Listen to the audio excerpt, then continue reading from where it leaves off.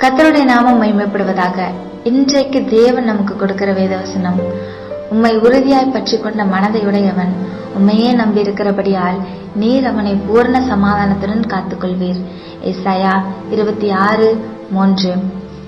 நாம் வாசித்த இந்த வசனம் ஏசாயா தீர்க்கதரிசி பாடின பாடலின் தொடர்ச்சி.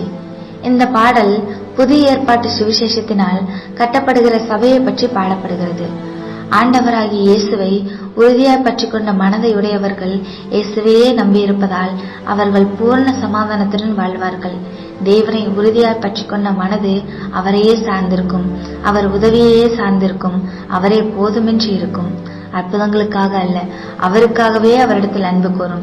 மட்டுமல்ல, அவரும் ஒரு நம்பிக்கையென்று அல்ல, அவரையே நம்பிக்கையாக கொண்டிருக்கும் இந்த மன உறுதி இன்பத்திலும் துன்பத்திலும் வாழ்விலும் தாழ்விலும் இயேசுவை விட்டு அவர் அன்பை விட்டு பிரியாத மனதுடையவர்கள் இப்படிப்பட்ட நம்புகிறதிலே உறுதியும் என்ன வந்தாலும் தேவனையே நம்பிக்கையாக கொண்டவர்கள் வாழ்க்கையிலே உள்ளான மனதிலும் சமாதானம், வெளியிலும் ஒரு சமாதானத்தை கட்டளையிடுவார். பூர்ண சமாதானம் அவர்கள் இருதயத்தை ஆளுகை செய்யும். இன்றைக்கும் அவருடையது அல்ல, அவரையே உறுதியாய் நம்பி ஜீவிக்கிற உங்கள் இருதயங்களை ஒரு பூர்ண சமாதானம் இன்றைக்கு ஆளுகை செய்யும்.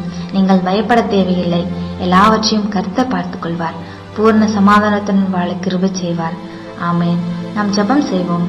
அன்புள்ள இயேசப்பா, உம்மை உறுதியாய் பற்றி உம்மையே நம்பி இருக்கிற எங்கள் வாழ்க்கையில் உம்முடைய பூர்ண சமாதானம் ஆளுகை செய்வதற்காய் ஸ்தோத்திரம். உள்ளான மனதிலும் வெளியிலும் சமாதானம் உண்டாவதற்காய் ஸ்தோத்திரம். இயேசுவின் நாமத்தில் ஜெபிக்கிறோம் எங்கள் நல்ல தகப்பனே. ஆமேன். கர்த்தர் உங்களை ஆசீர்வதிப்பாராக.